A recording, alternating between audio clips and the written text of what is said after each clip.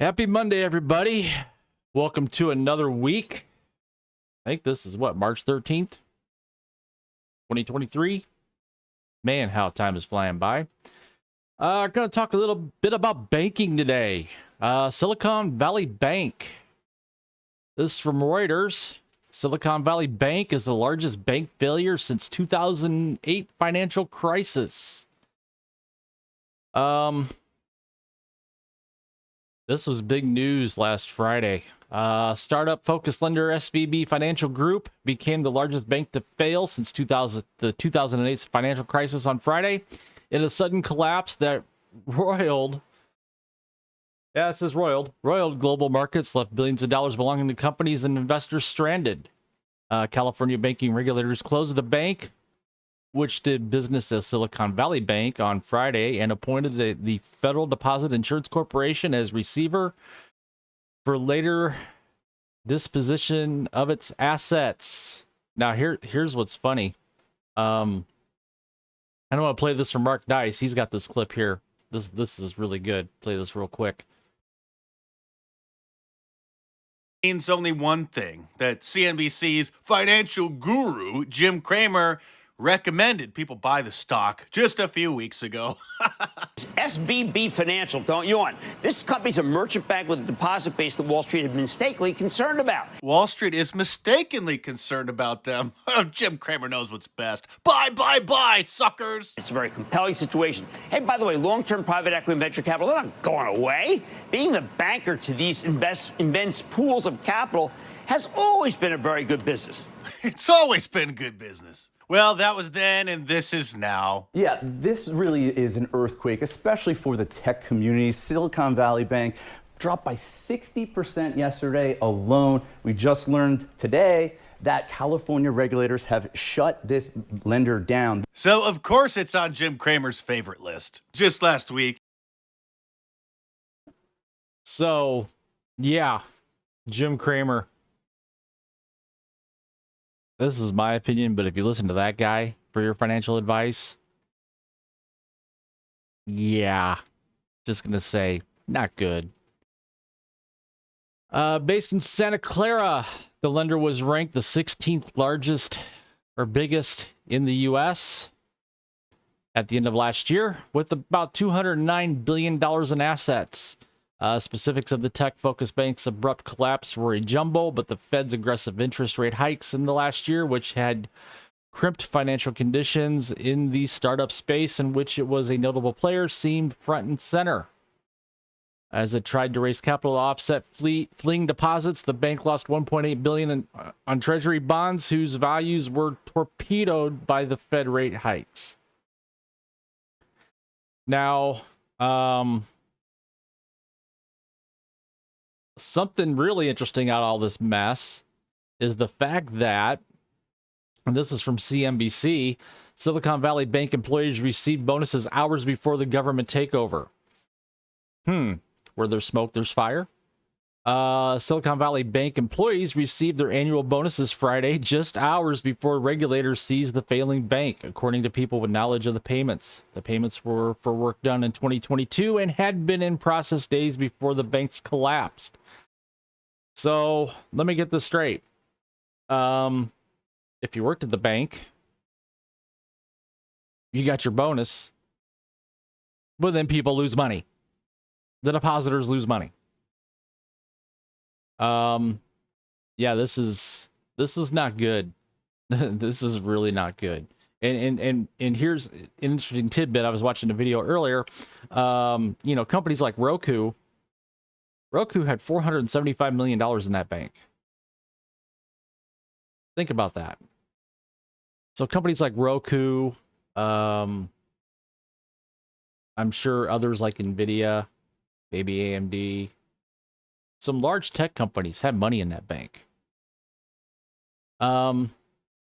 This year, bonus day happened to fall on SVB's final day of independence. The institution, in the throes of a bank run triggered by panicked venture capital investors and startup founders, was seized by the FDIC around midday Friday. CEO Greg Becker addressed workers in a 2-minute video in which he said that he no longer made decisions at the 40-year-old bank, according to the People. The size of the payouts couldn't be determined, but SVB bonuses range from about $12,000 for associates to $140,000 for managing directors, according to Glassdoor.com. So yeah, that's not fishy at all. Now, over the weekend, another bank was shut down. Signature Bank.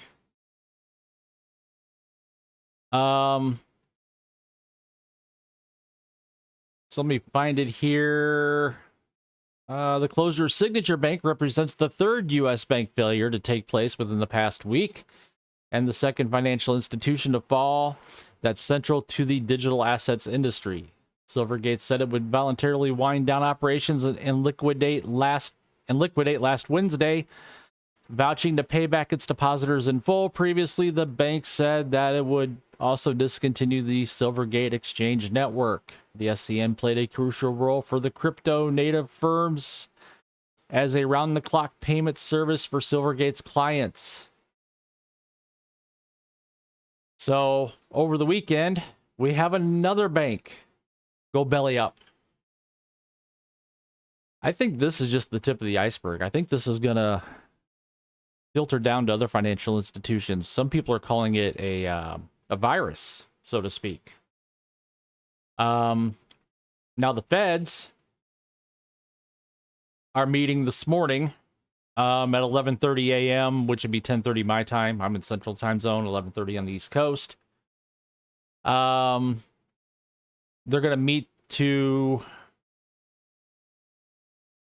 the meeting around 11:30 a.m. will primarily review and determine the advance and discount rates to be charged by the Federal Reserve banks, the Fed said in a statement.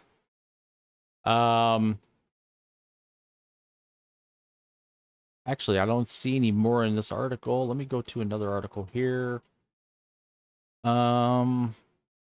Not more in that one. Let's see here if it's in this one. But there have been rumors that the Fed is going to bail out Silicon Valley Bank. And my opinion, there shouldn't be a bailout. There shouldn't have been a bailout in 2008. That's what started this whole mess with the banking industry a few years ago. I mean, I'm no financial advisor. My whole deal is not in the finance world.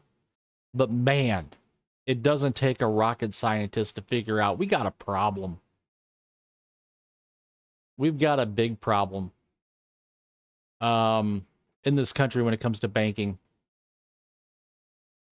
So yeah, I think it's gonna get uglier out there. One thing that I would recommend to people that I did hear and read about is check with your bank to make sure they have the reserves to cover depositors. You know, that's one way to protect yourself. You know, FDIC insurance covers, I believe, up to $250,000 in deposits. But check with your bank to make sure that if you want to pull your money out, you can pull all your money out if you needed to. I mean, if they make the depositors whole, great. But this bank should not be bailed out. It should just go away. Same thing with Signature Bank. It shouldn't be bailed out either. It should just go away. The days of this whole, it's too big to fail, need to stop. Let it fail. Let capitalism take over. Let it fail. So just wanted to throw that out there this morning. If you like the content that I'm putting out, please smash that like button. That helps out with the YouTube algorithm to boast my fledgling YouTube channel. Subscribe and share. I'm looking to build a community here. You know, maybe someday be able to do this full time where I'm just putting out content on a daily basis. Everything from tech to news to politics to sports to culture, whatever may fit my whim in a given day. So I thank you for watching, and we will see you on the next video.